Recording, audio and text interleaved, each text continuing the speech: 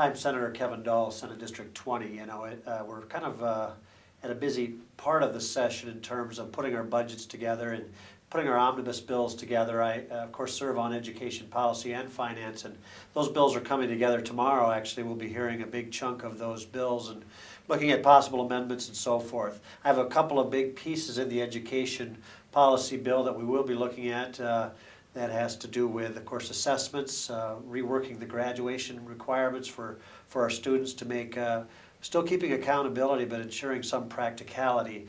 Gone will be the high stakes portion of the testing, but making sure that the suite of assessments that we do ask our young people to take are forward looking. Tests such as the ACT, which could determine college and career readiness, but a series of other tests earlier that will allow for diagnostic and remediation if needed, and not waiting to the last minute to determine if a student is failing or passing high school.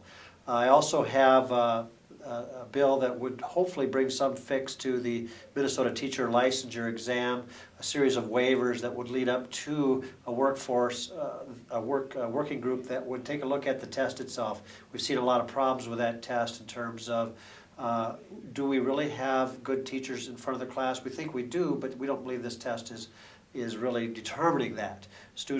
Teachers with learning disabilities or teachers as English as a second language have had great difficulty in passing what they call basic skills test, but it's really not basic skills when calculus is part of that requirement. So we want to make sure we have the right teachers in front of the classroom, but we're not sure that this test is the proper measure of that.